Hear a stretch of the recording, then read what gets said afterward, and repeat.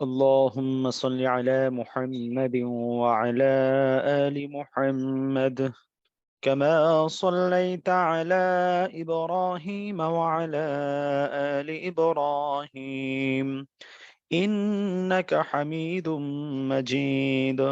اللهم بارك على محمد وعلى آل محمد كما باركت على إبراهيم وعلى آل إبراهيم إنك حميد مجيد. ربي زدني علما ربي زدني علما.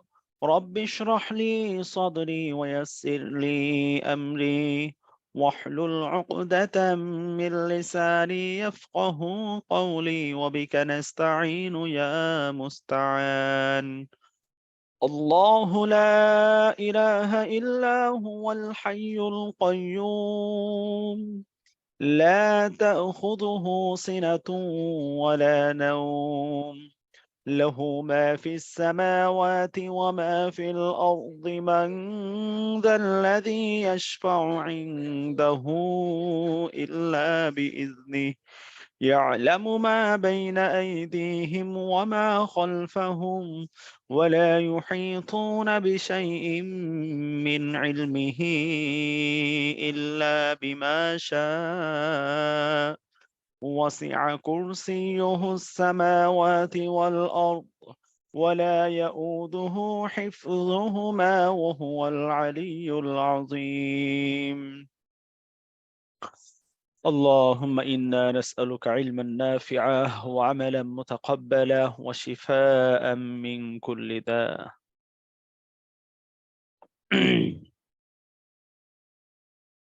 كيف حالكم يا أيها الإخوان والأخوات؟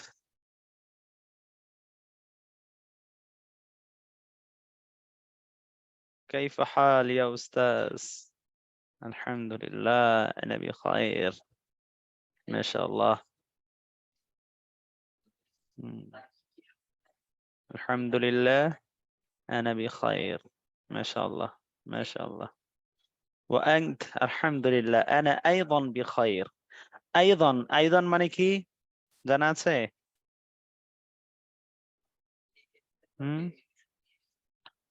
সিয়ার ভাইদের জানা আছে আইদন শব্দের অর্থ কি?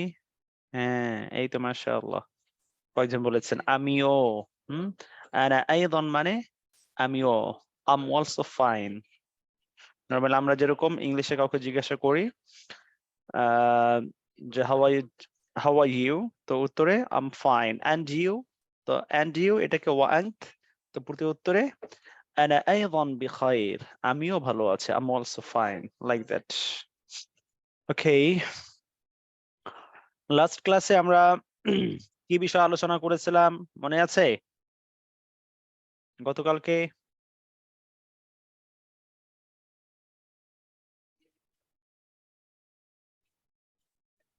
হুম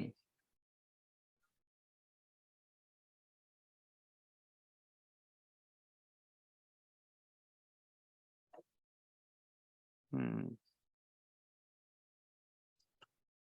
হ্যাঁ, আহকামুস সালাতিল মারিজ, অসুস্থ ব্যক্তির সালাতের আহকাম সম্পর্কে আমরা গতকালকে আলোচনা করেছিলাম। আচ্ছা, যে ভাইদের মধ্য থেকে যারা অ্যাক্টিভ থাকবেন ইনশাআল্লাহ হ্যান্ড রেজ করি।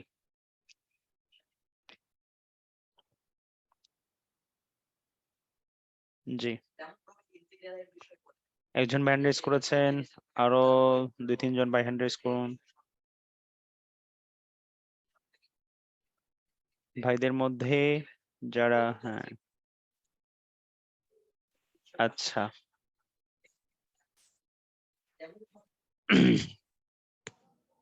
গতকালকে আপনাদেরকে বলেছিলাম আহকামুস সালাতিল মারিজ, অসুস্থ ব্যক্তির নামাজ আদায়ের যে বিধান এ সম্পর্কে আমরা আলোচনা করছিলাম, এবং পরিশেষে চেয়ারে বসে নামাজ আদায়ের যে বিধান এ সম্পর্কে আলোচনা যা রয়েছে তা আজকে আলোচনা করার কথা ছিল, এবং এগুলো আপনাদেরকে দেখে আসতে বলেছিলাম। আপনারা কি দেখে এসেছেন? কারো কি দেখার সুযোগ হয়েছে? দেখেন নাই?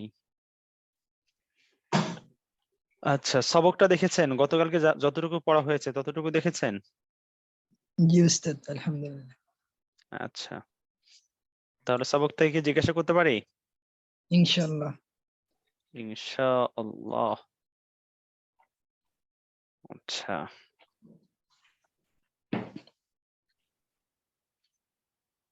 আচ্ছা, সকলের উদ্দেশ্যে বোনরা চ্যাট বক্সে লিখবেন, আর ভাইরা আনমিউট হয়ে উত্তর দেবেন ইনশাআল্লাহ।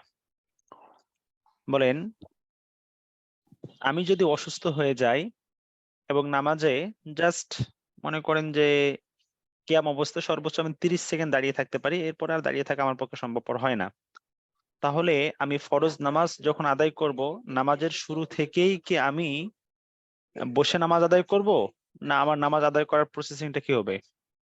ওস্তাদ এই প্রথমে ক্ষেত্রে প্রথম 30 প্রথমে মিনিট দাঁড়িয়ে নামাজ দাঁড়াতে পড়বো, পারি, তারপর দাঁড়িয়ে 30 সেকেন্ড। তারপরে যখন বসা লাগবে বসে নামাজ আদায় করবো। হ্যাঁ, যতটুকু দাঁড়িয়ে নামাজ পড়া সম্ভব ততটুকু দাঁড়াবো, এরপরে না পারলে আমি বসে যাব, তাই না ভাই? জি আচ্ছা, উস্তাদ। আরেকটা বিষয় বলেছিলাম, আমি মনে করেন যে অসুস্থ, দাঁড়াতে অক্ষম, পায়ে আমার শক্তি নেই বা আমার দাঁড়ানোর মতো অবস্থা নেই, নামাজ আমি বসেই পড়া শুরু করেছি, নামাজের মাঝে 4 রাকাত নামাজ পড়ছি, 2 রাকাত নামাজ পড়ার পর আমার মনে হচ্ছে যে মাশাআল্লাহ এখন তো পায়ে দেখি শক্তি পাচ্ছে, এনার্জি পাচ্ছে, এখন আমি দাঁড়ালে দাঁড়িয়ে যেতে পারি, তেমত অবস্থায় কি আমাকে দাঁড়াতে হবে? কারণ আমি তো শুরু করেছিলাম বসে, এখন দাঁড়াতে হবে নাকি আমি বসে নামাজ শেষ করব? দাঁড়িয়ে পড়বো ইনস্ট্যান্ট। দাঁড়িয়ে দেবো।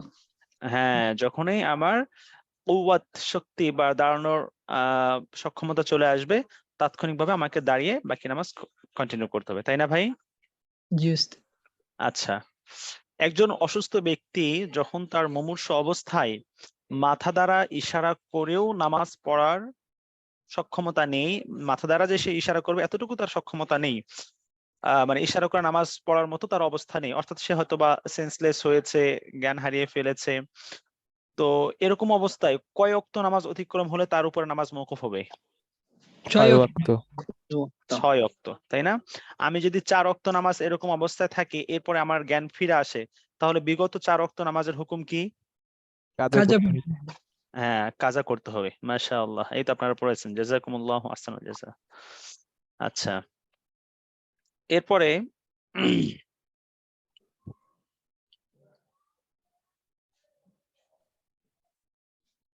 আমি ইন্তেকালের পূর্বে যদি আল্লাহ পাক মাফ করুন এরকম হালত থেকে, যদি এমন হয় যে আমার জিম্মায় প্রায় মোটামুটি 1 মাসের নামাজ কাজা রয়ে গিয়েছে, তো এক্ষেত্রে আমার জন্য করণীয় কি হবে? যে আমি একেবারে মুমূর্ষু অবস্থায় হয়তোবা সেখান থেকে কামব্যাক করার বা সুস্থ হওয়ার বা ওই পুনরায় ফিরে যে নামাজ আমি আদায় করব, এরকম হয়তোবা আমার শক্তিমত্তা নাও আসতে পারে, তো এমত অবস্থায় আমার জন্য করণীয় কি হবে? ফিদিয়া আদায় করতে হবে। ওসিয়ত করা। কি হবে তখন? আমরা ওসিয়ত করব, আমাদের উপর কর্তব্য কি হবে তখন? ফিদিয়ার জন্য ওসিয়ত করতে হবে। হ্যাঁ, ফিদিয়ার জন্য ওসিয়ত করতে হবে। যদি আমি ওসিয়ত না করি তাহলে আমার সন্তান বা আমার পরিবারস্থ লোকজন তাদের উপরে ফিদিয়া আদায় করা কি ওয়াজিব হবে? না উস্তাদ, ওয়াজিব হবে কোন সময়? যদি ওসিয়ত করা হয় তাহলে ওয়াজিব হবে। আচ্ছা, আমি যদি ওসিয়ত না করি, তো আমার সন্তানরা যদি চায়, তারা নিজেদের থেকে উইলিংলি স্বতঃস্ফূর্ত ভাবে তারা যদি ফিদিয়া দিতে চায়, তারা কি দিতে পারবে? জি দিতে পারবে।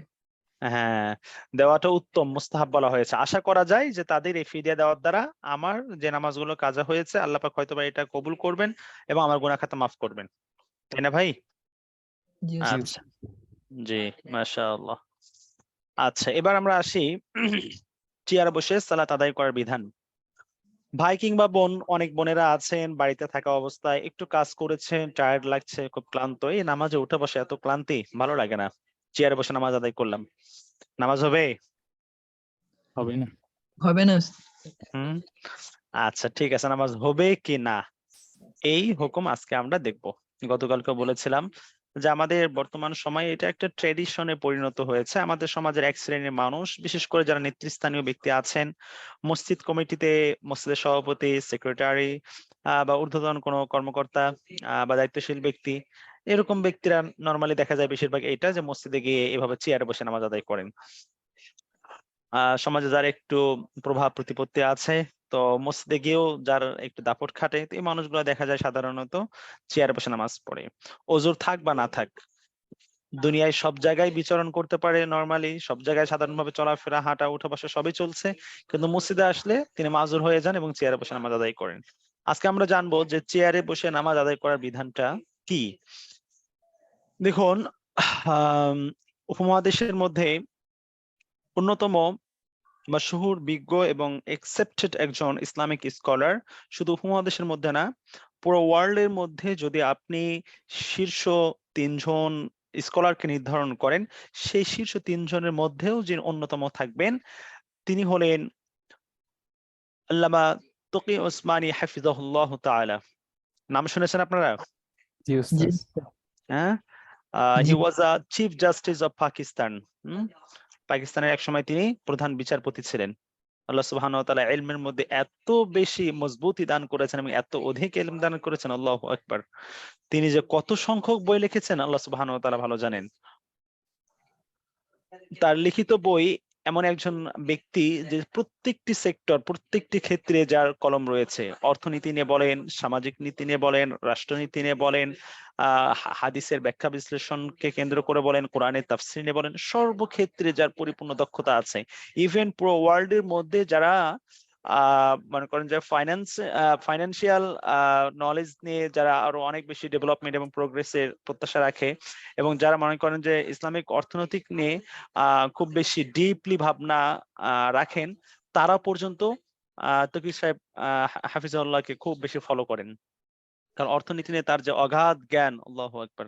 তো আল্লাহ তাআলা হুজুরের ছায়াকে আমাদের উপর আরো দীর্ঘায়িত করুন, আল্লাহ পাক আরো দীর্ঘ হায়াত হুজুরকে দান করুন, এবং এরকম বিজ্ঞ আলেমের মানে আল্লাহ সুবহানাহু ওয়া তাআলা ইলমের মধ্যে আরো বেশি বরকত দান করে এবং তার দ্বারা উম্মতকে আরো বেশি উপকৃত করেন। আমিন। আমিন।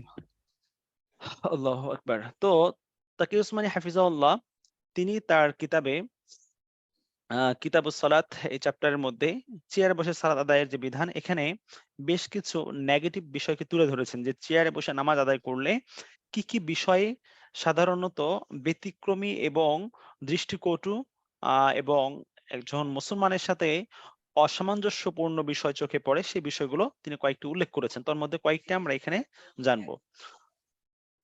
প্রথমত বিষয় দেখেন যে চেয়ার, চেয়ার কি এটা আমাদের বর্তমান সময়ে আছে এরকম, নাকি আমাদের পূর্ব যুগেও চেয়ার ছিল? পূর্ব যুগেও ছিল। পূর্ব যুগে ছিল। সাহাবা ইকরামের যুগে কি চেয়ার ছিল না? জি ছিল। ছিল। সে যুগেও ছিল। আজকে হয়তো আমাদের যুগে যে চেয়ার, এটা অনেক আপডেট, দেখতে অনেক সুন্দর, বিভিন্ন হরেক রকমের চেয়ার দেখছেন, কিন্তু তৎকালীন সময় তখনকার উপযোগী করে কাঠের চেয়ার বলেন, বা যতটুকু তাদের সময় যেটা পারফেক্ট সে সময়কার অনুপাতে ছিল, তো তখনও চেয়ার ছিল। কিন্তু এই চেয়ারে বসে নামাজ আদায়ের যে রেওয়াজ, যে প্রথা, যে রীতি আজকে আমাদের সমাজে রয়েছে, এরকম কোনো দৃষ্টান্ত না আছে সাহাবাই কেরামের যুগে, না এর কোনো নজির রয়েছে তাবেঈন বা তাবেঈনের যুগে, না পরবর্তীতে সালফে সালেহীন এবং বুজুর্গানে দিন যারা পৃথিবীতে অতিক্রান্ত হয়েছেন তাদের সময় এরকম দৃষ্টান্ত পাওয়া গিয়েছে।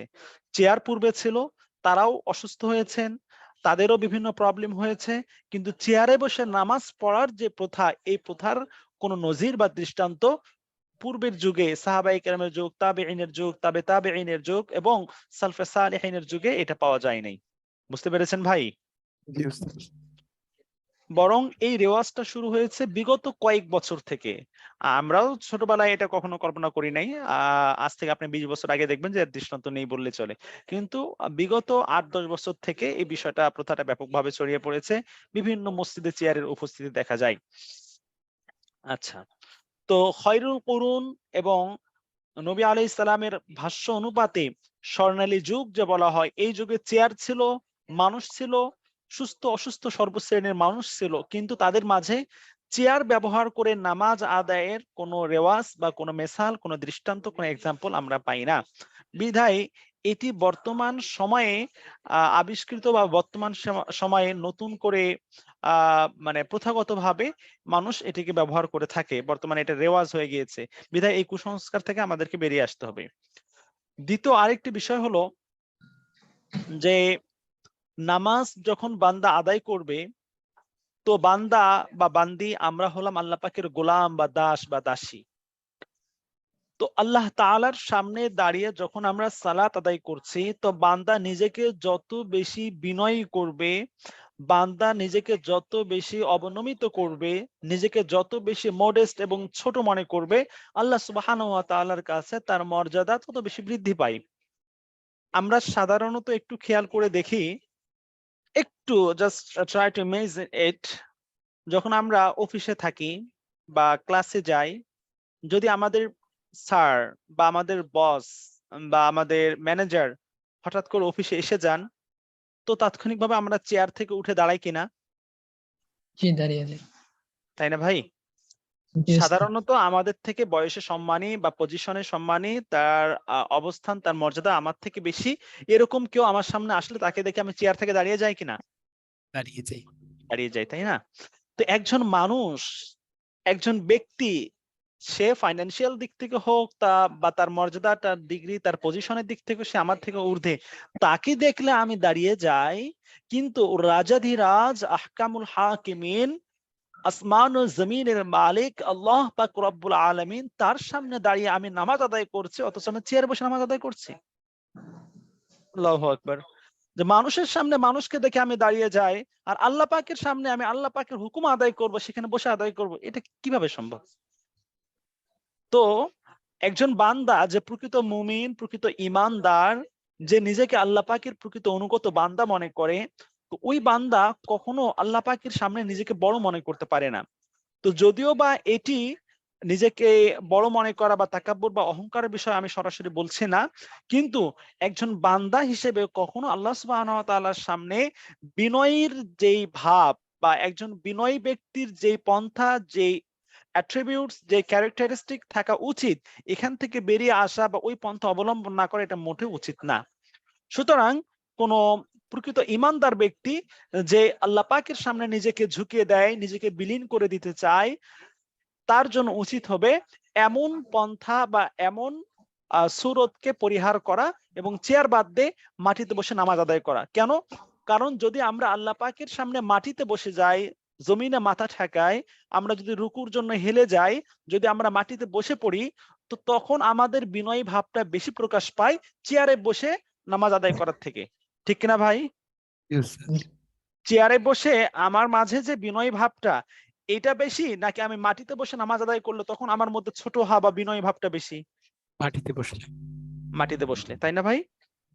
আচ্ছা, জি। আরেকটা প্রবলেম দেখেন, মসজিদে নামাজ আদায় করার সময় জামাতের সাথে যখন আমরা নামাজ আদায় করি, তো কাতার সোজা করা, কাতার লাইন সোজা করা, এটা হলো অত্যন্ত গুরুত্বপূর্ণ একটি বিষয়। যে জামাতের সাথে নামাজ আদায় করার ক্ষেত্রে মুসল্লিরা তারা এভাবে কাঁধে কাঁধ মিলিয়ে পায়ের সঙ্গে এভাবে একেবারে পা দেখে তারা সোজা হয়ে লাইনে দাঁড়িয়ে যাবে, আগ পিছ হবে না। কিন্তু যে ব্যক্তি চেয়ারে নামাজ পড়েন, তার কি লাইন সোজা হওয়ার সম্ভাবনা থাকে? না না ওস্তাদ। দুইটা ওস্তাদ। বিষয়। একটা বিষয় হলো যে পাশের মুসল্লির সাথে যদি চেয়ারের যে কি বলে আপনার আহ, পায়া থাকে, তো চেয়ারের পায়ার যদি মিল রাখতে যায়, তাহলে তাকে আগে গিয়ে দাঁড়াতে হয়। আর তিনি যদি মনে করেন যে মুসল্লিদের সাথে পায়ের মিল রেখে সোজা হন, তাহলে চেয়ার আবার পেছনের দিকে চলে যায়। চেয়ার যখন পেছনে যায়, তো পিছনের কাতারে মুসল্লি যিনি থাকেন তিনি আর সিজদা করতে পারেন না, তাই না ভাই? জি। তাহলে চেয়ার রাখার কারণে দেখা যায় সাধারণত মসজিদের কাতার সোজা করার যে সৌন্দর্য, কাতার সোজা করার যে প্রক্রিয়া, এক্ষেত্রে বিঘ্নতা সৃষ্টি হয়। বিধায় আমাদের চেয়ার পরিত্যাগ করা উচিত। আরো একটা বিষয় হলো যে দেখেন, সাধারণত যারা নন মুসলিম, স্পেশালি খ্রিস্টান, যারা ইহুদি, তাদের যে টেম্পল বা গির্জাগুলো আছে, এগুলোতে তারা ইবাদত করে সাধারণত চেয়ারে বসে।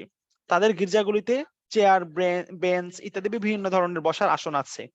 তো তাদের উপাসনালয়, তাদের গির্জা বা তাদের টেম্পল, এগুলোতে চেয়ার টেবিল ইত্যাদি পাওয়া যায়, তারা সেখানে বসে ইবাদত করে। কিন্তু আমরা মুসলমান, আমাদের উপাসনালয় হলো আল্লাহর ঘর মসজিদ। তো এই মসজিদে যখন আমরা ইবাদত করব, তো আমাদের ইবাদতটা এমন ভাবে হওয়া চাই যে আমাদের ইবাদতের সাথে অন্য কোনো ধর্মের মানুষের সাথে কোনো সাদৃশ্যতা থাকবে না। কারণ বিশ্বনবী সাল্লাল্লাহু আলাইহি সাল্লামের সুস্পষ্ট হাদিস, মান তাশাব্বাহা বিকওমিন ফাহুয়া মিনহুম, যে যেই সম্প্রদায় বা জাতির সঙ্গে সাদৃশ্যতা রাখবে সে কিয়ামতের দিন তাদেরই মধ্য থেকে পরিগণিত হয়ে দণ্ডায়মান হবে। তো আমি একজন মুসলমান, আমার আখলাক, আমার চরিত্র, আমার উঠা বসা, আমার সবকিছু বিশ্বনবী সাল্লাল্লাহু আলাইহি ওয়াসাল্লামের মতো হওয়া চাই, তাহলে আমার হাসর নাসর হবে নবী আলাইহিস সালামের সাথে। কিন্তু আমার চলাফেরা, আমার উঠা বসা, আমার আদব আখলাক যদি খ্রিস্টানদের মতো, ইহুদিদের মতো, নাসারাদের মতো হয়, তো নাউজুবিল্লাহ আমার হাসর নাসর হবে তাদের সঙ্গে। বুঝতে পেরেছেন ভাই? জি উস্তাদ। তো আমরা যদি মসজিদে গিয়ে আল্লাহ পাকের ইবাদত করি, আর এই ইবাদতের মধ্যে খ্রিস্টানরা, ইহুদিরা যেমন তারা চেয়ার টেবিলে বসে ইবাদত করে, আমরা যদি চেয়ারে বসে তাদের সঙ্গে ইবাদতের দিক থেকে সাদৃশ্যতা রাখি, যে তারাও চেয়ারে বসে আমরা বসি, তাহলে এক ধরনের অমুসলিমদের সাথে সাদৃশ্যতা হয়। বিধায় এই চেয়ার পরিত্যাগ করা উচিত। বুঝতে পেরেছেন ভাই? জি উস্তাদ। প্রাসঙ্গিকভাবে আর একটা কথা বলে নেই, যেহেতু সেই সাদৃশ্যতার কথা আসলো নবীজির হাদিস থেকে। দেখেন যে আজকে আমাদের যুব সমাজ, আজকে আমাদের যুবক যুবতীরা, আমাদের সেই কোমলমনা ভাই ও বোনরা যারা আজকে আমাদের সমাজে নিজেদের আইডল, আদর্শ আর নমুনা বানিয়ে নিয়েছে ইহুদি, নাসারা এবং খ্রিস্টানদেরকে। একজন যুবক, তাকে দেখি যে সে নন মুসলিম একজন সুপারস্টার বা একজন সেলিব্রিটি, তাকে আদর্শ বানিয়ে তার মতো তার হেয়ার স্টাইল করছে। মেসি, রোনালদো, নেইমার, তার হেয়ার স্টাইল কি, সেই হেয়ার স্টাইলকে সে কপি করছে। তারা হাতে টেটু দাগে, একজন মুসলমান হয়ে সে তার হাতে টেটু দাগছে। তার যে শরীরে যে জার্সি, যে ড্রেস, সে জার্সি কিনে সেও তার শরীরে বাস চলাফেরা করছে দ্বিধার্ছে। আমাদের বোনরা, একজন আহ হিন্দু, একজন বিধর্মী, একজন কি বলবো অভিনেত্রী, সে যে ড্রেস পরছে, আমাদের সমাজের মুসলিম হয়েও তারা তাদের মতো অর্ধনগ্ন হয়ে এই ধরনের ড্রেস পরিধান করছে। এক্ষেত্রে আমাদের সুস্পষ্ট নবীজের হাদিস মনে রাখতে হবে যে যে ব্যক্তি যাদেরকে ভালোবেসে, যাদের নমুনা, যাদের আদর্শ, যাদের পদাঙ্ক অনুসরণ করে চলবে, কিয়ামতের দিন তাদের সঙ্গে তার হাসর নাসর হবে। নাউজুবিল্লাহ মিন যালিক। আচ্ছা ভাই বলেন তো, একজন মুসলমান হিসাবে আমি আপনি কি কখনো চাই যে একজন অমুসলিমের সাথে আমার হাসর নাসর হোক? না উস্তাদ। না। এটা কখনো আমরা কল্পনা করতে পারি না, তাই না? যে একজন অমুসলিম যে চিরস্থায়ী ভাবে জাহান্নামের বাসিন্দা হবে, যে ঈমান হারা হয়ে, ঈমান ছাড়া হয়ে দুনিয়া থেকে বিদায় নিবে, 1 সেকেন্ডের জন্য সে জাহান্নাম থেকে মুক্তি পাবে না। তো এরকম ব্যক্তিকে আমি আদর্শ মানছি, এমন এক ব্যক্তিকে আমি আমার মডেল এবং আইডল হিসেবে গ্রহণ করেছি, যে যে 1 মুহূর্তের জন্য জাহান্নাম থেকে মুক্তি পাবে না। তো তার সঙ্গে যদি আমার হাসর নাসর হয়, তার সঙ্গে সারিবদ্ধ আর লাইনবদ্ধ হয়ে যদি আমার হাসর নাসর হয়, তাহলে আমার পরিণতি কি হবে ভাই?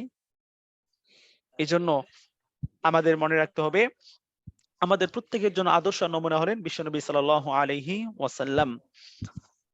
আল্লাহ, আপনারা জানেন যে ব্রিটিশ মিউজিয়ামে একটা শ্বেত পাথরের মধ্যে সুন্দর করে লেখা আছে, তারা খ্রিস্টান হতে পারে কিন্তু বিশ্বনবী সাল্লাল্লাহু আলাইহি সাল্লামের যে প্রায়োরিটি দিয়েছেন আপনারা কম বেশি জানেন। তো নবী আলাইহিস সালামের যে আদর্শ এবং নমুনা, যে নবী আলাইহিস সালাম যে একজন মানে পুরো বিশ্বের মধ্যে মহামানব এবং অনুসরণীয় ব্যক্তি, এটা নন মুসলিমরাও বিশ্বাস করে। সেখানে সুন্দর করে লেখা আছে, আপনারা মিজানুর রহমান আজহারী সাহেবের লেকচারও একাধিকবার হয়তোবা শুনেছেন, যে as a father, as a leader, as a law maker, as a reformer, and as a commander, Muhammad sallallahu alaihi wasallam is the superman. প্রত্যেক দিক থেকে বাবা হিসেবে বলেন, নেতা হিসেবে বলেন, আইন প্রণয়নকারী হিসেবে বলেন, সমাজ প্রবর্তক হিসেবে বলেন, এবং একজন দলনেতা বা সেনাপতি হিসেবে বলেন, সর্বদিক থেকে মুহাম্মদ সাল্লাল্লাহু আলাইহি সাল্লাম হলেন আদর্শ একজন ব্যক্তি এবং পুরো ওয়ার্ল্ডের সুপারম্যান। তো যেটা নন মুসলিম পর্যন্ত তারা রিকগনাইজ করছে, তো সেখানে আমরা মুসলমানরা, আমরা নবীজিকে আদর্শ আর নমুনা না বানিয়ে আজকে আমরা অমুসলিমদেরকে নিজেদের জীবনের আদর্শ নমুনা বানিয়েছে। মাআযাল্লাহ, আল্লাহ পাক আমাদেরকে হেফাজত করুন, আল্লাহ পাক আমাদেরকে সঠিক বুঝ দান করুন, এবং আমাদের জীবনের প্রত্যেকটি ধাপ, প্রত্যেকটি স্টেপে বিশ্বনবী সাল্লাল্লাহু আলাইহি ওয়াসাল্লামকে নিজেদের জীবনের নমুনার আদর্শ বানানোর তৌফিক দান করুন। আল্লাহ। আচ্ছা, তো বলছিলাম যে নামাজ যদি আমরা স্বাভাবিক প্রক্রিয়া আদায় না করে চেয়ারে বসে আদায় করি, কি কি অসঙ্গতিগুলো আমাদের চোখে পড়ে সেগুলো আমরা কয়েকটি এখানে দেখলাম। আচ্ছা, এখানে আরো কয়েকটি আছে, এগুলো আপনারা নেক্সট টাইমে দেখে নেবেন ইনশাআল্লাহ তাআলা। আচ্ছা, তাহলে আমরা আমাদের এই পুরো আলোচনা থেকে বুঝতে পারলাম যে সাধারণভাবে একজন মানুষের বিভিন্ন অসুস্থতা বা বিভিন্ন প্রবলেম থাকতে পারে, বাকি যৎসামান্য বা সামান্য কোনো কারণেই যেন আমরা চেয়ারে বসে নামাজ না পড়ি, যদিও বা কিছু কিছু ক্ষেত্রে কিছু শর্ত আছে, সেই কন্ডিশন অনুপাতে চেয়ারে বসে নামাজ পড়ার অনুমতি ফুকাহায়ে কেরাম দিয়ে থাকেন, তারপরও সেক্ষেত্রে নিরুৎসাহিত করে থাকেন। কখনো চেয়ার বসে নামাজ আদায় করার ক্ষেত্রে ওলামায়ে কেরাম, ফুকাহায়ে কেরাম, মুফতিয়ানে কেরাম উৎসাহ দেন না, বরং সর্বদাই নিরুৎসাহিত করে থাকেন। বুঝতে পেরেছেন ভাই? জি উস্তাদ। আচ্ছা, এবার আসি আমাদের চেয়ারে বসে নামাজ আদায় করার যে বিধানটা সহজে আয়ত্ত করার জন্য আমরা কয়েকটি বিষয় পয়েন্ট আকারে পড়ি, তাহলে আমাদের দ্রুত এটা বিষয় রিয়েলাইজ হয়ে যাবে ইনশাআল্লাহ। দেখেন, নামাজের অনেকগুলো রুকুন আছে, কিন্তু এই রুকুনগুলোর মধ্য থেকে অন্যতম এখানে চারটি রুকুনকে আমরা তিনটি পয়েন্টে ভাগ করেছি। একটি হলো কিয়াম, আরেকটি হলো সিটিং বা বসা, আরেকটি হলো রুকু এবং সাজদা। তো এক নাম্বার কি ভাই? কিয়াম কিয়াম। করা, কিয়াম দাঁড়ানো। দুই নাম্বার কি? মাটিতে বসা, মাটিতে বসা। আর তিন নাম্বার হলো রুকু সিজদা। তিন নাম্বার কি? রুকু সিজদা। রুকু সিজদা। সাধারণত এই চারটি বিধান এর উপরেই নির্ভর করে আপনি নামাজ দাঁড়িয়ে পড়বেন না বসে পড়বেন। বুঝতে পেরেছেন ভাই? জি উস্তাদ। আচ্ছা, দেখেন আমরা নিচে চারটি ঘর দেখতে পাচ্ছি। তো প্রথমে আমরা সূত্রটা একটু মুখস্থ করে নিই, তাহলে আমাদের বুঝতে সহজ হবে ইনশাআল্লাহ। আমার সঙ্গে সঙ্গে ভাইরা বলবেন, সক্ষম সক্ষম সক্ষম, বলেন। সক্ষম সক্ষম সক্ষম, সক্ষম। অক্ষম অক্ষম অক্ষম। অক্ষম অক্ষম অক্ষম। তিন নাম্বার, অক্ষম সক্ষম সক্ষম। অক্ষম সক্ষম সক্ষম। সক্ষম। চার নাম্বার, সক্ষম সক্ষম অক্ষম। সক্ষম সক্ষম সক্ষম অক্ষম। আবার মানে বলছি, খেয়াল করেন, প্রথমটি হলো তিন সূরাতে সক্ষম সক্ষম সক্ষম সক্ষম। সক্ষম। দ্বিতীয়টি হলো তিনটি অক্ষম অক্ষম অক্ষম অক্ষম। তাহলে এই দুটি কঠিন না সহজ? সহজ। সহজ। সক্ষম সক্ষম সক্ষম, অক্ষম অক্ষম অক্ষম, বলেন। সক্ষম সক্ষম সক্ষম, অক্ষম অক্ষম অক্ষম। মাশাআল্লাহ। 3 এবং 4 এখানে একটু উল্টাউল্টি আছে। 3 নাম্বার হলো প্রথমটি অক্ষম, পরের দুটি সক্ষম। অক্ষম সক্ষম সক্ষম। অক্ষম সক্ষম সক্ষম। এটা আবার পরিপূর্ণ হবে, উল্টা হবে চতুর্থ সূরাতে, সক্ষম সক্ষম অক্ষম। সক্ষম সক্ষম অক্ষম। হ্যাঁ, মাশাআল্লাহ। এবার প্রশ্ন, ওস্তাদ কিসের সক্ষম অক্ষম শুরু করছেন? হ্যাঁ, আচ্ছা দেখেন, সক্ষম সক্ষম সক্ষম মানে একজন ব্যক্তি দাঁড়াতেও সক্ষম, মাটিতে বসতেও সক্ষম, রুকু সিজদা করতেও সক্ষম। বিষয়টা ক্লিয়ার হয়েছে ভাই? জি উস্তাদ। দ্বিতীয়টি হলো অক্ষম অক্ষম অক্ষম, তার মানে আরেকজন ব্যক্তি তিনি দাঁড়াতেও সক্ষম না, মাটিতে বসতেও সক্ষম না, আবার রুকু সিজদা করতেও সক্ষম না। এই তিন সূরাতে তিনি অক্ষম। তিনি কি? তিন সূরাতে অক্ষম। অক্ষম। অক্ষম। 3 নাম্বার সূরাটি দেখুন, এখানে যে অক্ষম সক্ষম সক্ষম, তার মানে তিনি দাঁড়াতে অক্ষম, বাট বসতে এবং রুকু সিজদা করতে তিনি সক্ষম। বুঝতে পেরেছেন ভাই? জি উস্তাদ। আর লাস্ট যে আমরা ঘরটি দেখতে পাচ্ছি, এখানে দেখতে পাচ্ছি কি, যে সক্ষম সক্ষম অক্ষম, অর্থাৎ কিয়াম করতে বা দাঁড়াতে তিনি সক্ষম, বসতেও তিনি সক্ষম, কিন্তু রুকু সিজদা করতে অক্ষম। রুকু সিজদা করতে কি? অক্ষম। অক্ষম। এখন এই চারটি পয়েন্টের উপরে আমরা দেখব যে কোন সূরাতে নামাজ চেয়ারে বসে পড়া যাবে, কোন সূরাতে বসে পড়া যাবে না। দেখুন, যদি কোনো ব্যক্তি সব সূরাতে সক্ষম হয়, অর্থাৎ সক্ষম সক্ষম সক্ষম, কিয়াম করতেও সক্ষম, বসতেও সক্ষম, রুকু সিজদা করতেও সক্ষম, ওই ব্যক্তির জন্য চেয়ারে বসে সালাত আদায় করা জায়েজ নেই। বিষয়টা ক্লিয়ার হয়েছে ভাই? জি উস্তাদ। বলেন, কার জন্য চেয়ারে বসে নামাজ আদায় করা জায়েজ নেই? যে দাঁড়াতে, বসতে আর রুকু সিজদা করতে সক্ষম। মাশাআল্লাহ। দাঁড়াতে, বসতে এবং রুকু সিজদা করতে যিনি সক্ষম, তার জন্য কোনোভাবেই চেয়ারে বসে নামাজ আদায় করা জায়েজ নেই। ক্লিয়ার হয়েছে ভাই? জি উস্তাদ। আচ্ছা, এবার 2 নম্বর সূরত।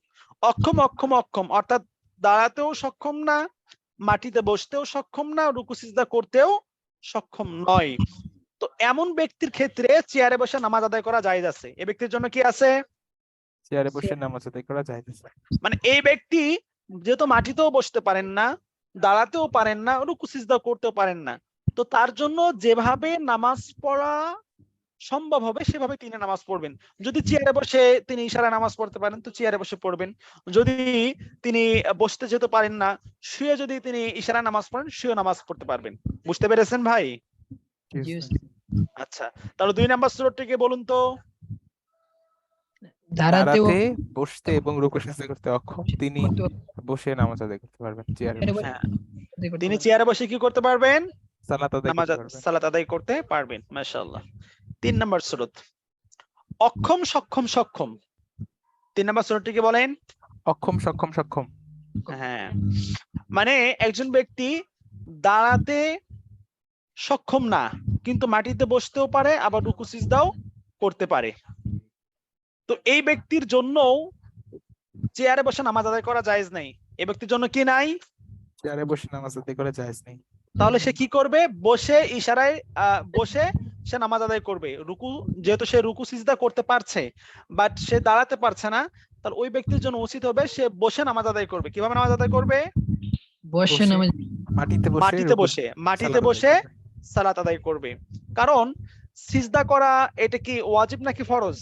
ফরজ। ফরজ, তাই না? তো মনে করেন যে ব্যক্তি চেয়ারে বসে নামাজ আদায় করে সে কি সরাসরি মাটিতে সিজদা করতে পারে? না পারে না। তাহলে এই ব্যক্তি দাঁড়াতে অক্ষম, ঠিক আছে, বাট সিজদা তো করতে পারে, রুকু তো করতে পারে। তাহলে ওই ব্যক্তির উচিত হবে তিনি মাটিতে বসে নামাজ আদায় করবেন। যদি তিনি চেয়ারে বসে নামাজ আদায় করেন তাহলে তার নামাজ হবে না। বুঝতে পেরেছেন ভাই? জি উস্তাদ। আচ্ছা, এখন আমাদের সমাজে যে প্রবলেমটা দেখি সাধারণত এই ক্ষেত্রে, যাদের সমস্যা থাকে, অনেকে আছে এরকম যে দাঁড়িয়ে থাকতে পারে না, তিনি চেয়ারে বসে নামাজ আদায় করেন, বাট তিনি যদি চান সিজদা করবেন, সিজদা করতে পারবেন, রুকু করতে চাইলে রুকু করতে পারবেন, কিন্তু দাঁড়াতে সমস্যা হয়। তাহলে এমন ব্যক্তি যদি আপনার চেয়ারে বসে নামাজ পড়ে তার নামাজ কি হবে? হবে না না। উস্তাদ। হবে না। কি করতে হবে? মাটিতে বসে নামাজ আদায় করতে হবে। কি করতে হবে? মাটিতে বসে। মাটিতে বসে নামাজ আদায় করতে হবে। হ্যাঁ, এখন যদি উস্তাদ, কেউ প্রবলেম দেখায় যে উস্তাজ আমি নামাজের যে সূরত ডান পা খাড়া রেখে বাম পা বিছিয়ে তার উপরে বসবো, এটা আমার পক্ষে সম্ভব না, তাহলে সে মাটিতে বসে যে ওই যে গতকালকে আমরা বললাম চার যে জানু। 4 জানু হয়ে বসা, এভাবে বসে সে নামাজ আদায় করবে। যেভাবে তার সম্ভব হয় সেভাবে বসে সে নামাজ আদায় করবে। বুঝতে পেরেছেন ভাই? উস্তাদ একটা জিনিস কনফিউশন হয়ে গেছে। হ্যাঁ বলেন। উস্তাদ, কেউ যদি নামাজের শুরুতে বসতে মানে পারবে, তাহলে সে কি প্রথম থেকে নামাজের শুরুতে বসে সালাত আদায় করবে, নাকি চার জানু হয়ে বসে সেভাবে কোনটা বেশি প্রায়োরিটি পাবে? সালাতের তাশাহুদের স্টাইলে বসা নাকি চার জানু হয়ে বসা? আপনার কিয়ামের যে হালত, কিয়ামের যে অবস্থা, এই কিয়ামের অবস্থায় সে 4 জানু হয়ে বসবে। আর রুকু এবং সিজদার অবস্থায়, সরি, সিজদার অবস্থা যখন যাবে, যখন সে রুকু থেকে সিজদা যাবে, তো ওই সময় সে নামাজের স্টাইলে বসবে। বুঝতে পেরেছেন? বুঝতে পেরেছি। কিয়াম এবং রুকু, কিয়াম এবং রুকুর সময় সে 4 জানু হয়ে থাকবে, আর যখন সে সিজদায় যাবে তখন সে নামাজের স্টাইলে বসবে, ডান পা খাড়া রেখে বাম পা বিছিয়ে তার উপরে বসবে। আর বোনরা যেভাবে নামাজ পড়েন, মানে উভয় পাকে ডান দিকে বের করে দিয়ে নিতম্বের উপর বসে সেভাবে তারা নামাজ আদায় করবেন। বুঝতে পেরেছেন? উস্তাদ, এই বিধানটা কি নারী পুরুষ নির্বিশেষে সবার জন্য, না? হ্যাঁ, সবার জন্য একই। হ্যাঁ, আচ্ছা, এবার আসি আমাদের চতুর্থ সূরত, সক্ষম সক্ষম অক্ষম। অর্থাৎ দাঁড়াতে সক্ষম, আবার মাটিতে বসতেও সক্ষম, কিন্তু রুকু সিজদা করতে অক্ষম। 4 নাম্বার সূরতটা কি বলেন তো ভাই? দাঁড়াতে সক্ষম, মাটিতে বসতে সক্ষম, কিন্তু রুকু সিজদা করতে অক্ষম। রুকু সিজদা করতে অক্ষম। তো এই ব্যক্তি যেহেতু রুকু সিজদা করতে পারছে না, তাহলে সে নামাজের কিয়ামের যে অংশটা, কিয়ামের অংশ দাঁড়িয়ে নামাজ পড়বে, যখন রুকুতে যাওয়া বা সিজদা যাওয়ার প্রসঙ্গ আসবে তখন তিনি চেয়ারে বসে ইশারায় রুকু সিজদা আদায় করতে পারবেন। এই সূরতটা জায়েজ আছে, তবে মাকরুহে তানজিহি বা অনুত্তম। এই সূরতে চেয়ারে বসে নামাজ আদায় করা জায়েজ আছে, তবে চেয়ারে বসে নামাজ পড়াটা এটা মাকরুহে তানজিহি বা অনুত্তম। কি বলা হয়েছে? সে ব্যক্তি আমি তার জন্য দাঁড়িয়ে চেয়ারে বসে নামাজ আদায় করা মাকরুহে তানজিহ বা অনুত্তম, বসে পড়তে পারবে মাটিতে বসে। হ্যাঁ, যে ব্যক্তি দাঁড়াতে সক্ষম, বসতেও সক্ষম কিন্তু রুকু সিজদা করতে অক্ষম। রুকু সিজদা করতে কি অক্ষম। অক্ষম, তো ওই ব্যক্তির জন্য উচিত হবে যে তিনি মাটিতে বসে, মানে কিয়ামের যে অংশ, ইমাম সাহেব যখন কেরাত পড়ছেন বা তিনি নিজে যখন কেরাত পড়ছেন, তো কেরাতের অবস্থায় তখন তো দাঁড়াতে পারছেন, দাঁড়িয়ে নামাজ পড়বেন, কিন্তু রুকু করতে পারে না, সিজদাও করতে পারে না, কিন্তু বসতে পারে, তাহলে সে তখন বসে যাবে, বসে গিয়ে রুকু এবং সিজদা ইশারার মাধ্যমে আদায় করবে। মাটিতে বসবে, মাটিতে বসে রুকু সিজদা ইশারার মাধ্যমে আদায় করে। তো সে যদি মনে করে যে না আমি মাটিতে বসবো না, চেয়ারে বসে আমি রুকু সিজদা ইশারার মাধ্যমে আদায় করব, তারপরে তার নামাজ হয়ে যাবে, তবে এটা মাকরু। এটা কি মাকরুহে তানজিহ। মাকরুয়ে তানজিহি বা অনুত্তম। তাহলে এখানে যে আমরা সূরত গুলো দেখলাম, এর বাহিরে একজন নামাজ আদায়কারী ব্যক্তির কি ভিন্ন কোনো সূরত থাকতে পারে? না উস্তাদ। যতগুলো সূরত আছে, যে রুকু সিজদা বৈঠক কিয়াম, সবগুলো অবস্থায় হয়তো সে সক্ষম হবে অথবা হবে না, সমস্ত যাবতীয় বিষয়গুলো আমাদের এখানে আলোচনায় চলে আসছে। তো এর একটা সামারি বা খোলাসা এখানে লাস্টে যে আমরা ছোট্ট করে ছক দেখতে পাচ্ছি, এর মধ্যে একেবারে ক্লিয়ার হয়ে যাবে। দেখুন যে এখানে আমরা এই যে চেয়ার ব্যবহার, যে আমরা ক্রস চিহ্ন দেখতে পাচ্ছি, রোগীর অবস্থা আমরা পূর্বে দেখতে পাচ্ছি। কিয়াম করতে, মাটিতে বসতে এবং রুকু সিজদা করতে যিনি সক্ষম, তার জন্য চেয়ার ব্যবহার করা কি নাজায়েজ। নাজায়েজ।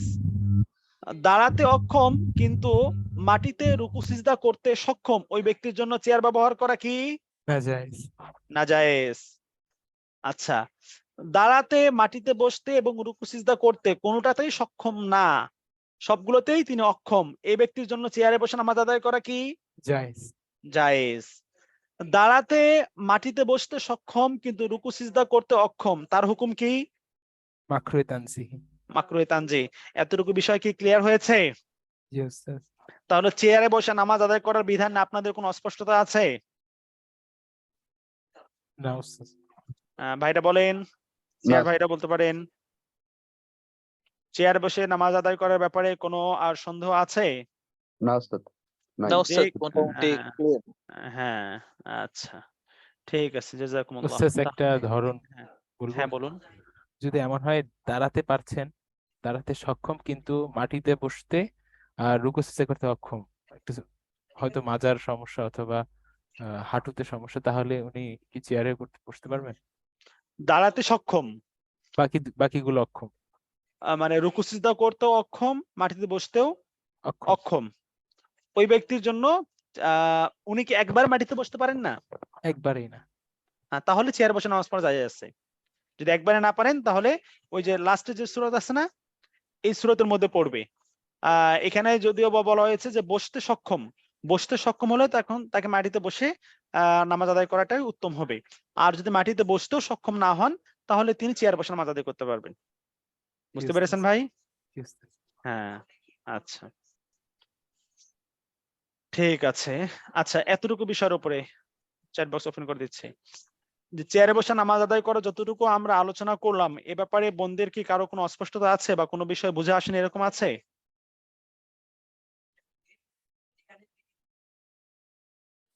আসসালামু আলাইকুম উস্তাদ। ওয়ালাইকুম আসসালাম ওয়া রাহমাতুল্লাহ। জি ভাইজান বলুন। জি উস্তাদ, ওই মনে করেন একজন ব্যক্তি মানে নিজে মেঝেতেও বসতে পারে, দাঁড়াতেও পারে, কিন্তু হাঁটু ভাঁজ করতে পারে না, হাঁটুতে তার সমস্যা। সেই ক্ষেত্রে সে কিভাবে সালাত আদায় করবে? দাঁড়াতে সক্ষম, জি উস্তাদ, দাঁড়াতে সক্ষম কিন্তু হাঁটু ভাঁজ করতে পারে না। মেঝেতে বসতে সক্ষম, জি উস্তাদ, মেঝেতে বসতে পারবে কিন্তু পা লম্বা করে দিতে হয়, পা ভাঁজ করতে পারবে না। আহ, মানে মোট কথা আপনি বলতে চাচ্ছেন যে তিনি রুকু আর সিজদা করতে পারেন না। রুকু করতে পারবে উস্তাদ দাঁড়ায়, কিন্তু হাঁটু ভাঁজ করতে পারে না, মানে হাঁটুটা ফোল্ড করতে পারে না আর কি, বসতে পারে না যেভাবে রুকু নামাজের শুরুতে আচ্ছা, বসতে পারেন। হ্যাঁ বুঝতে পারছি। বসতে পারে না। নামাজের শুরুতে যদি তিনি বসতে নাও পারেন, বাকি পা যদি ছড়িয়ে দিয়ে যদি তিনি সিজদা করতে পারেন, তাহলে পা ছড়িয়ে দিয়ে তিনি সিজদা করবেন। বুঝতে পেরেছেন? সিজদা করার এখানে বিষয়টা হলো, খেয়াল করুন, সিজদা করা হলো ফরজ, জি উস্তাদ। আর সিজদা করার সময় যে আমাদের পা সুন্নত তরিকায় যেভাবে রেখে সিজদা করার যে আমরা প্রক্রিয়া, যে সূরত আমরা জানি, এটি হলো সুন্নত। তো ফরজ আদায় করতে গিয়ে সুন্নতের মধ্যে যদি কিছু বিঘ্নতা ঘটে তাহলে কোনো সমস্যা নেই, যেভাবে তিনি পা ছড়িয়ে দিয়ে সিজদা করতে পারেন সেভাবে করবেন। আর যদি এমন হয় যে তিনি কোনোভাবেই সিজদা করতে পারছেন না, মানে পা ছড়িয়ে দিয়ে হোক বা স্ট্রেট রেখে হোক, যেভাবে হোক কোনোভাবে পারছেন না, তাহলে এমত অবস্থায় তিনি ইশারার মাধ্যমে সিজদা করবেন। জি বুঝতে উস্তাদ, পেরেছেন বুঝতে ভাই? পেরেছি। জি উস্তাদ, বুঝতে পেরেছি, জাযাকাল্লাহ। ওই এক। আচ্ছা, একজন বলছিলেন যে ওস্তাদ আমার এক বান্ধবী, আচ্ছা প্রশ্ন করবেন না, যতটুকু বিষয় আপনাদের এই যতটুকু আলোচনা করেছি এই রিলেটেড যেগুলো সেগুলো বিষয় বলতে পারেন। ওস্তাদ আমার এক বান্ধবী দাঁড়াতেও আর রুকুও করতে পারে, সিজদার মতো বসতে পারে না, কারণ তার পায়ে একটা সার্জারি হয়েছিল, সে চেয়ারে বসে সালাত পড়ে। কি করতে পারে? দাঁড়াতে আর রুকু করতে পারে, দাঁড়াতে পারে, রুকু করতে পারে, আর সিজদার মতো বসতে পারে না, তার পায়ে একটা সার্জারি হয়েছিল। তার জন্য উচিত হবে যে যদি তিনি মাটিতে নামাজের শুরুতে বসতে না পারলো, পা গুলো ছড়িয়ে দিয়ে যদি তিনি সিজদা করতে পারেন যেভাবে সম্ভব সেভাবে তিনি সিজদা করবেন। আর যদি এটাও তার পক্ষে সম্ভবপর না হয় তাহলে কিয়াম এবং রুকু তিনি করবেন আর সিজদার ইশারার মাধ্যমে আদায় করবেন। সেক্ষেত্রে যদি তিনি চেয়ারে বসে পড়েন, তার যদি নিচে বসতে খুবই কষ্ট হয়ে যায় তাহলে সেক্ষেত্রে তার জন্য জায়েজ হবে। আব্বা আম্মাকে এই স্লাইড দেখাতে পারবো, তাদের জানানো দরকার ছিল। যে অবশ্যই, এটা আপনাদের পূর্বেও আমরা বলেছি, আজও বলছি, আমাদের অনলাইন মাদ্রাসার পক্ষ থেকে আলহামদুলিল্লাহ আমাদের প্রতিষ্ঠানের এই উদারতা আছে। যেমন ভিন্ন প্রতিষ্ঠানে দেখা যায় তার থেকে ব্যতিক্রম, আমাদের ক্লাসের যে স্লাইড গুলো আছে এই স্লাইড গুলো দ্বারা আপনারা নিজেরা উপকৃত হতে পারবেন এবং এই স্লাইড গুলো আপনারা আপনাদের বন্ধু বান্ধব, আপনাদের পরিবারের যারা সদস্য আছেন তাদেরকেও আপনারা এখান থেকে উপকৃত হওয়ার জন্য সহযোগিতা করতে পারেন। কারণ আমাদের উদ্দেশ্য হলো প্রত্যেকটি মানুষ দিন বুঝুক, দিন শিখুক, দিন জানুক এবং প্রত্যেকের মাঝেই দিনের বিশুদ্ধতা চলে আসুক এবং ইলম কালাম তার পরিশুদ্ধ হোক, এটা আমাদের মাকসাদ। এখানে আমাদের কমার্শিয়াল চিন্তা ভাবনা এরকম না। যেমন কিছু প্রতিষ্ঠান এমন আছে যে আমাদের প্রতিষ্ঠানের শীট কাউকে দেওয়া যাবে না, কারোর সাথে শেয়ার করা যাবে না, দিলে এটা আমরা জানতে পারলে পানিশমেন্ট হবে, এই ধরনের কোনো কন্ডিশন আমাদের নেই। বিধায় আপনি অবশ্যই তাদেরকে দিতে পারবেন। মাকসাদ হবে যে আমরা দিন মানার ক্ষেত্রে, আমলের ক্ষেত্রে, ইলমের ক্ষেত্রে একে অপরকে সহযোগিতা করবো, এই মাকসাদে করতে পারি ইনশাআল্লাহ। চারজানু হয়ে বসা বুঝি নাই ওস্তাদ। চারজানু হয়ে বসা গতকালকে বলেছিলাম বোন, যে চারজানু হয়ে বসা বলতে মানে এক এক জায়গায় আঞ্চলিক ভাষায় এক একটা বলে। সাধারণত আমি আপনি যখন ফ্লোরে বসে খানা খাই, তো দেখা যায় যে আমরা নামাজের শুরুতে আমরা বসি না, রিল্যাক্সে জামাই ফেলে বা মানে পা দুইটাকে আমরা মাটিতে ফেলে আমরা খানা খাই। তো রিল্যাক্সের স্বাভাবিক প্রক্রিয়া যেভাবে আমরা বসে খানা খাই এটাকে মূলত বলা হয় চারজন হয়ে বসা বা জামা পেড়ে বসা বা জামাইয়ের মতো হয়ে বসা, এই আর কি। আচ্ছা, উস্তাদ বসলে উঠতে পারে না, এই অবস্থা কি করবে? অস্পষ্ট প্রশ্নটা। আঞ্চলিক ভাষায় এক এক অঞ্চল এক একটা বলে, যেটা আমি বললাম একটু আগে। প্রেগনেন্ট অবস্থায় একাধিকবার উঠা বসা করা যায় না, সেক্ষেত্রে চেয়ার ব্যবহার করবে কিনা? যদি এরকম হয় যে তিনি দাঁড়াতে সক্ষম কিন্তু উঠা বসা করতে তিনি সক্ষম না, যদি এরকম হয় যে ডক্টরের নিষেধ আছে, তার হালাত, তার অবস্থা অনুপাতে বারবার এভাবে উঠা বসা করলে তার প্রবলেম হচ্ছে বা ডাক্তার তাকে নিষিদ্ধ করেছেন, তাহলে সেক্ষেত্রে এটা রুখসত দেওয়া যেতে পারে বা অনুমতি দেওয়া যেতে পারে যে তিনি কিয়াম করবেন এবং বাকি রুকু সিজদা তিনি চেয়ারে বসে নামাজ আদায় করবেন। কিন্তু আজিমাত বা উত্তম বা এটাকে আমরা মানে উৎসাহ দিয়ে থাকি যে এমত অবস্থায় যদি সম্ভব হয় একটু কষ্ট হলেও তিনি উঠা বসা করে যদি সেফলি এবং সময় নিয়ে ধীরে সুস্থে, প্রয়োজনে পাশে কোনো একটা জিনিসে হাত লাগিয়ে টেক লাগিয়ে তিনি বসে নামাজ আদায় করবেন, এভাবে করাটা অবশ্যই প্রশংসনীয় এবং উত্তম হবে। আচ্ছা, ঠিক আছে, মোটামুটি আমাদের চলে আসছে এবং যেগুলো প্রশ্ন কেউ কেউ করেছেন এগুলো আলোচনা কিন্তু অলরেডি আমাদের হয়ে গিয়েছে। হ্যাঁ, যে আলোচনাগুলো হয়েছে সেই আলোচনাগুলোই কিন্তু একাধিকবার চলে আসছে বা ওই বিষয়গুলোর উপর প্রশ্ন আসছে। এগুলো আপনারা যদি আলোচনা কেউ এরকম পরে এসে থাকেন যে শোনেন নাই, তাহলে পরবর্তীতে রেকর্ড শুনে নেবেন, তাহলে হয়ে যাবে ইনশাআল্লাহ। আচ্ছা, গতকালকে আমি আপনাদেরকে বলেছিলাম যে কাজা নামাজ আদায়ের নিয়মটা আজকে বলে দিব। তো বিষয়টা ক্লিয়ার করছি। দেখুন, আমাদের এই বিষয়টাতে কিছু কিছু আলেম আছেন, বিশেষ করে সালাফি আলেম যারা আছেন, সালাফি স্কলাররা, তারা বলে থাকেন যে কাজা নামাজ এটা আদায় করার বিষয় না, এটা ইস্তেগফার করলে বা তওবা করলে মাফ হয়ে যায়। কিন্তু অধিকাংশ ওলামায়ে কেরাম, অধিকাংশ ইসলামিক স্কলার এবং সমস্ত মাযহাবের ওলামায়ে কেরাম যারা আছেন সকলেরই এ বিষয়ে একমত যে কাজা নামাজ শুধু ইস্তেগফার করলে মাফ হয় না, বরং কাজা নামাজ এটি আদায় করতে হয়। যেমন খন্দকের যুদ্ধে বিশ্বনবী সাল্লাল্লাহু আলাইহি ওয়াসাল্লাম এবং সাহাবায়ে কেরামের 4 ওয়াক্ত নামাজ কাজা হয়েছিল। নবী আলাইহিস সালাতু ওয়াসসালাম পরবর্তীতে এই নামাজগুলিকে কাজা আদায় করেছেন, শুধু ইস্তেগফার করেছেন এরকম না, এই নামাজগুলিকে আবার তিনি কাজা আদায় করে নিয়েছেন। বিধায় আমাদের অতীত জীবনে যে নামাজগুলো কাজা রয়েছে, যারা আমরা পূর্বে প্র্যাকটিসিং মুসলিম ছিলাম না, অলসতা, উদাসীনতা, গাফলতি, কাজের ব্যস্ততা, যে কোনো কারণেই হোক না কেন, আমাদের সালাত যদি কাজা হয়ে থাকে, তাহলে যখনই আমরা ইস্তিগফার করব, যখনই আমরা দ্বীনে ফিরবো, যখনই আমরা প্র্যাকটিসিং মুসলিম হতে চেষ্টা করছি, তো আমাদের জন্য উচিত হবে যে ধীরে ধীরে সেই পূর্বের কাজা নামাজগুলো আদায় করতে হবে। এমনটা না, আমি আপনাকে এই কথা বলছি না আপনি একদিনেই আপনি 100 ওয়াক্ত নামাজ কাজা করুন, একদিনে আপনি 150 ওয়াক্ত নামাজ কাজা করুন, এমনটা না। আপনার সময়, আপনার সুযোগ অনুপাতে আপনি ধীরে ধীরে কাজা করতে থাকুন। তবে হ্যাঁ, চেষ্টা করবেন যত দ্রুত এই নামাজগুলো কাজা আদায় করা সম্ভব হয়। আর কাজা নামাজ আদায় আপনি যে কোনো ওয়াক্তের মধ্যে যে কোনো ওয়াক্তের কাজা আদায় করতে পারেন। যেমন মনে করেন যে আমি যদি জোহরের সময় গিয়ে ফজরের ওয়াক্তে নামাজ কাজা করি, জায়েজ আছে। এশার ওয়াক্তে গিয়ে যদি আমি জোহরের নামাজ কাজা আদায় করি, এটিও জায়েজ আছে। তবে কাজা নামাজ আদায়ের ক্ষেত্রে নিয়মটা হলো যে আমি যখন নামাজ কাজা করব, তো যেদিনের নামাজ আমার কাজা হয়েছে সেদিন তারিখ উল্লেখ করে নামাজ আদায় করা। উদাহরণস্বরূপ মনে করেন যে গত জুমার দিন আমার মাগরিবের নামাজ কাজা হয়েছে, আমি চাচ্ছি আজকে সে নামাজ আদায় করব। তাহলে নামাজ আদায় করার পূর্বে আমি নিয়ত করব এভাবে যে গত জুমার দিন আমার মাগরিবের যে নামাজ কাজা হয়েছে সেই নামাজটি আজকে আমি আদায় করছি, আমার মনের মধ্যে এই নিয়তটা করব, এই সংকল্প করব, তাহলে আমার নামাজ হয়ে যাবে। এখন অনেকের প্রশ্ন যে উস্তাজ, জীবনে যতগুলো নামাজ কাজা আছে কত বছর আগের, এগুলো তো দিন তারিখ মনে তো আমার নেই, আর এটা রাখাও সম্ভব না, তাহলে আমি নামাজগুলো কিভাবে আদায় করব? এক্ষেত্রে নিয়ম হলো যে আমরা অতীত জীবনের একাধিক নামাজ যা কাজা হয়েছে এবং কখন হয়েছে, কোন সময় কোন দিন হয়েছে, এটা আমাদের স্মরণ নেই। এটা আদায় করার নিয়ম হলো যে মনে করেন আমার হয়তো 5 ওয়াক্ত নামাজ বিতির সহ 6 ওয়াক্তই বলা যায় যে আমার কাজা হয়েছে। তো আমি যখন এগুলোকে আদায় করব, তো নিয়ত করব যখন যে ওয়াক্ত আদায় করছি সে ওয়াক্তের নিয়তটা আমি এভাবে করব। মনে করেন যে আমার ফজরের নামাজ কাজা হয়েছে, তো আমি ঈশার নামাজের সময় ঈশার ফরজ পড়েছি, সুন্নত নামাজ পড়েছি, এখন মনে করলাম যে আমি ফজরের কাজা নামাজ আদায় করব। তাহলে আমি নিয়ত করব এভাবে যে আল্লাহ, আমার জীবনে যতগুলো ফজরের নামাজ কাজা আছে, সর্বপ্রথম এখন যে নামাজটি আমার জিম্মায় কাজা আছে সেই নামাজটা আমি আদায় করছি। আপনি 2 রাকাত আদায় করলেন, করার পরে এখন আপনি আহ নিয়ত করতে যাচ্ছেন যে আরো 2 রাকাত নামাজ ফজরের আপনি কাজা করবেন। তাহলে আবারও আপনি নিয়ত করবেন যে আল্লাহ, এখন আমার জিম্মায় ফজরের যতগুলো নামাজ কাজা আছে তার মধ্যে প্রথম যে নামাজ কাজা আছে সেটি আমি আদায় করছি।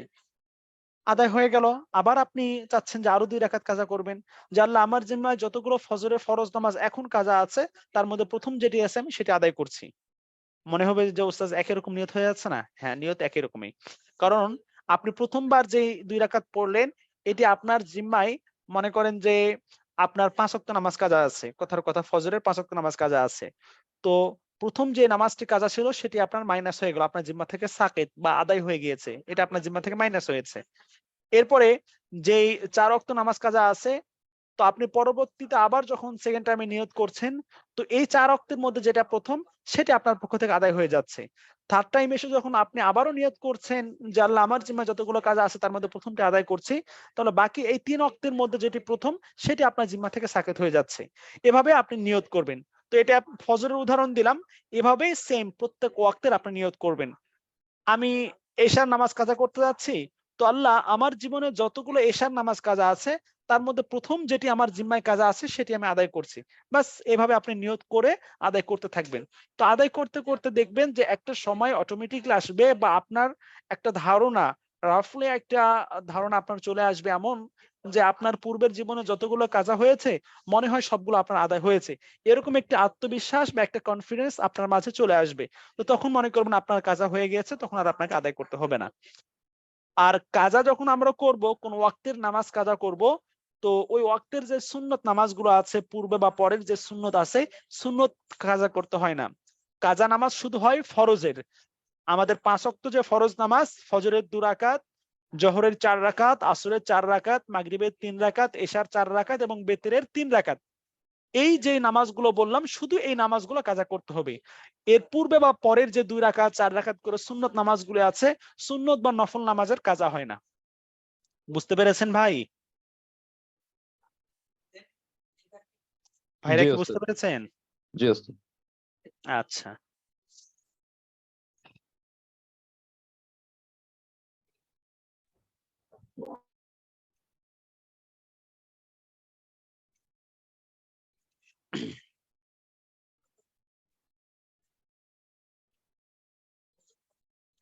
আচ্ছা, আজকে সময় স্বল্প, মাত্র আর 9 মিনিট 8 মিনিট সময় আছে। আমরা আমাদের পরবর্তী মডিউল আহকামুস সলাতিল ভিতর এবং আহকামুস সলাতিল জুমআ, জুমার নামাজ এবং ভিতরের নামাজ, সালাতুল ভিতর এবং সালাতুল জুমআ এর আহকাম, আদায় করার সুরত এবং এর যাবতীয় যে বিধান আহকামগুলো আছে এই সমস্ত বিষয়গুলো নিয়ে আমরা আলোচনা করব। কিন্তু আজকে যেহেতু সময় স্বল্প, আজকে আর আলোচনা করছি না। পরবর্তী ক্লাসে আসার আগে আপনারা এই মডিউলটা ভালো করে দেখে আসবেন ইনশাআল্লাহ। ঠিক আছে ভাইজান? আসসালামু আলাইকুম রহমতুল্লাহ। ওয়ালাইকুম আসসালাম ওয়া রাহমাতুল্লাহি ওয়া বারাকাতুহু। আচ্ছা ওস্তাদ, এই ফজর এবং কি আসরের সময় তো মানে অন্য কোনো নামাজ পড়া নিষেধ, শুধু ওই একটা নামাজ ব্যতীত। এখন ওই সময় কি কাজা নামাজ পড়া যাবে? আপনি আসরের নামাজের পরে ভালো করে খেয়াল করবেন, আসরের নামাজের পরে ওই দিনের জোহরের নামাজ যদি কাজা হয়, মনে করেন যে আজকের যদি আমার জোহরের নামাজ কাজা হয়ে থাকে, তাহলে আজকে আসরের নামাজের পরেও আমি আমার জোহরের নামাজটা আমি কাজা করতে পারবো। এই দিনের জোহর বাদ দিয়ে অন্য কোনো সময়ের, অন্য কোনো ওয়াক্তের বা অন্য কোনো দিনের কাজা নামাজ আসরের নামাজের পরে পড়া হলো মাকরুহ। এই জন্য উত্তম হবে যে আসরের নামাজের পরে এই কাজা না পড়া। হ্যাঁ, আপনি যদি কাজা একান্ত পড়তে চান, তাহলে আপনি আসরের পূর্বে আপনি কাজা পড়ে নেন। কাজা পড়ে নেওয়ার পরে তারপরে আপনি আসরের ফরজ নামাজ পড়েন। আসরের ফরজ নামাজ পড়ার পর মাগরিবের নামাজের পূর্ব মুহূর্তে অন্য কোনো দিনের নামাজ পড়া হলো মাকরুহ। বুঝতে পেরেছেন ভাই? জি। হ্যাঁ, আর অনুরূপভাবে ফজরের ক্ষেত্রে, ফজরের বিষয়টা হলো যে সাধারণত ফজরের নামাজের পর মানে ফজরের ওয়াক্ত হওয়ার পর থেকে নিয়ে সুবহে সাদেক পর্যন্ত এই সময়ের মধ্যে ফজরের 2 রাকাত ফরজ আর সুন্নত বাদ দিয়ে অন্য কোনো নামাজ এই সময় নেই। তো অন্য কোনো নামাজ নেই বলতে এখানে নফল নামাজকে নিষিদ্ধ করা হয়েছে, অন্য কোনো নফল নামাজ এই সময় নেই। জি। তো যদি কোনো ব্যক্তি ফজরের ওয়াক্ত আসার পর ফজরের ফরজ নামাজ পড়ার পূর্বে এই সময় কাজা নামাজ পড়তে চান, তাহলে কাজা নামাজ পড়তে পারবেন। বাট ফজরের ফরজ নামাজ পড়ার পরে সূর্যোদয় হওয়ার পূর্বে এই সময় না পড়াটাই উত্তম হবে। বুঝতে পেরেছেন ভাই? জি ওস্তাদ। আচ্ছা, ঠিক আছে। আচ্ছা, 706 ভাই হ্যান্ড রেজ করেছিলেন।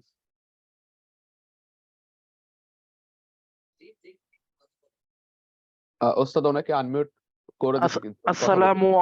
আসসালামু আলাইকুম উস্তাদ। ওয়ালাইকুম আসসালাম ওয়া রাহমাতুল্লাহ। জি ভাইজান জি, বলুন। মানে ধরেন আমার পূর্বে অনেক নামাজ কাজা হয়েছে, তো এখন এই ক্ষেত্রে একদিনে তো 5 ওয়াক্ত নামাজ, তো ওই বেতর সহ 6 ওয়াক্ত।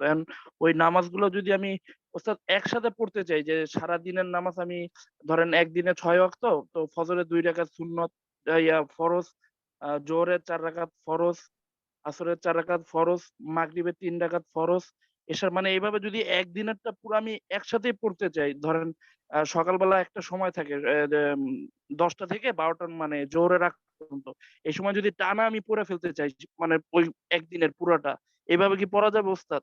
অবশ্যই পড়া যাবে, অবশ্যই আদায় করা যাবে।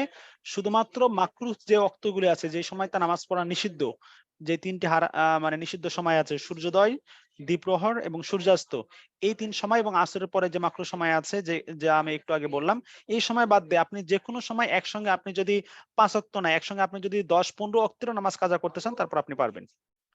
বুঝতে পেরেছেন ভাই? আচ্ছা, ভাইদের কারো প্রশ্ন থাকলে আমরা হ্যান্ড রেজ করবো, আমি বোনদের প্রশ্ন উত্তর দিচ্ছি।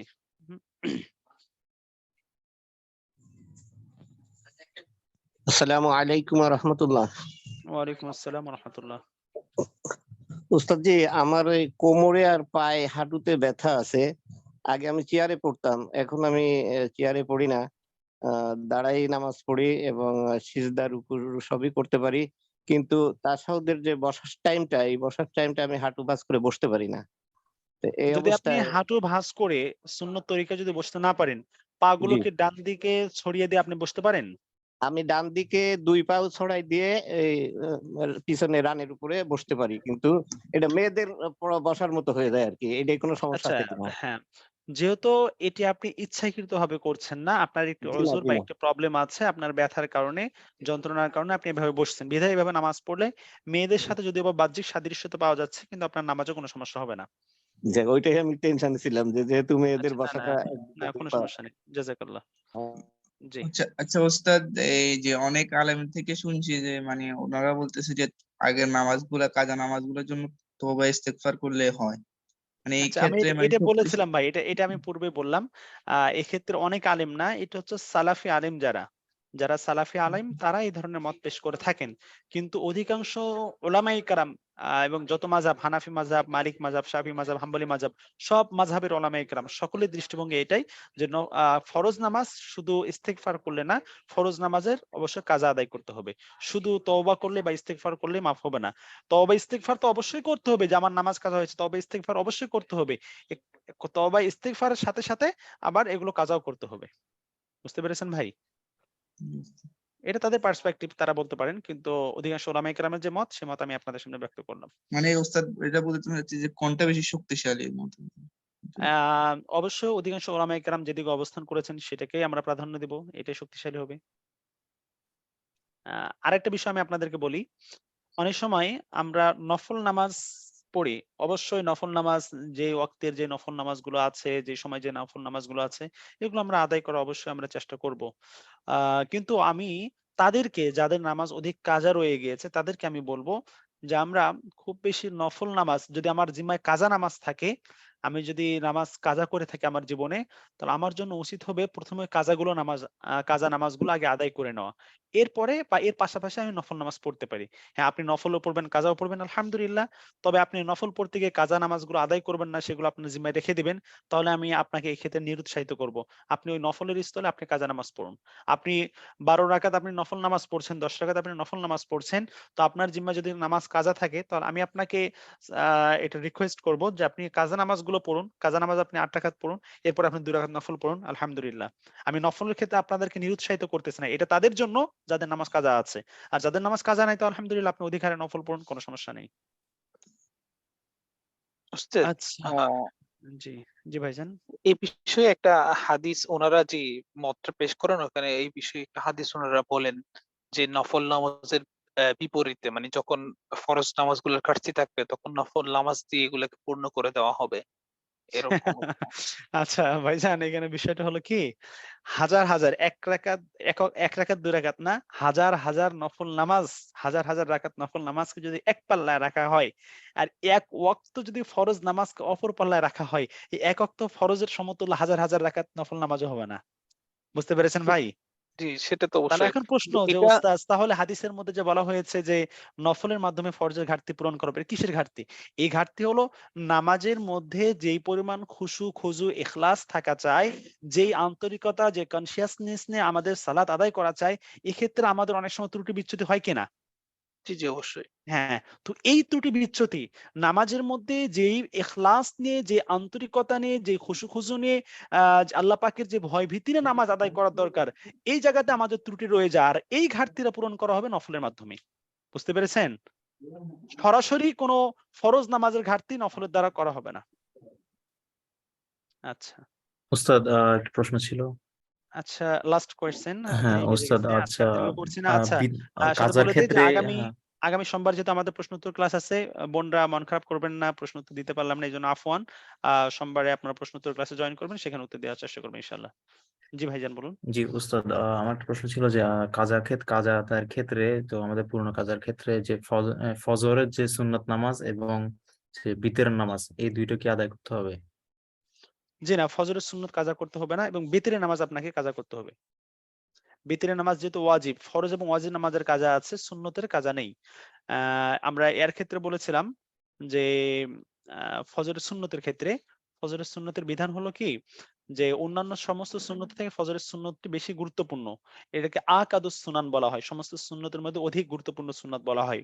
তো যদি কোনো ব্যক্তির কোনোদিন ফজরের ফরজ নামাজ জামাতে গিয়ে শরীক হতে পড়তে গিয়ে তার সুন্নত মিস হয়েছে, তো এক্ষেত্রে ওলামায়ে কেরাম বলে থাকেন সুন্নতের যেহেতু কাজা নেই, তাহলে ওই ব্যক্তি সুবহে সাদেকের পরে 2 রাকাত নামাজ সে ওই সুন্নত ঘাটতি হলো বা ওই সুন্নত তার মিস হয়ে গেল, ওই সুন্নতের থেকে সে সব থেকে মাহরুম হলো, তো এই জন্য সে এক্সট্রা 2 রাকাত সুন্নত সূর্যোদয়ের পরে পড়ে নেবে। এক্ষেত্রে ওলামায়ে কেরাম উৎসাহ দেন, যেহেতু ওই সুন্নতের সব থেকে সে মাহরুম হয়েছে, এজন্য সূর্যোদয়ের পরে সে 2 রাকাত সুন্নত আদায় করে নেবে। কিন্তু এটা হচ্ছে সরাসরি ওই সুন্নতের কাজা, বিষয়টা এরকম না। বুঝতে পেরেছেন ভাই? তো মোট জি কথা উস্তাদ। ফরজ এবং ওয়াজিবের কাজা আছে, সুন্নতের কাজা নেই। জাযাকুমুল্লাহ। ঠিক আছে, আজকের দার্স থেকে আমরা এখানেই বিদায় নিচ্ছি। আল্লাহ পাক তৌফিক দান করলে আমাদের প্রশ্নোত্তর ক্লাস আগামী সোমবার বাদ মাগরিব রয়েছে, সেখানে আমরা জয়েন করতে পারি ইনশাআল্লাহ। সুবহানাল্লাহি বিহামদিহি, সুবহানাকাল্লাহুম্মা বিহামদিক, আশহাদু আল্লা ইলাহা ইল্লা আনতা, আস্তাগফিরুকা ওয়া আতুবু ইলাইক। আসসালামু আলাইকুম ওয়া রাহমাতুল্লাহি ওয়া বারাকাতুহু।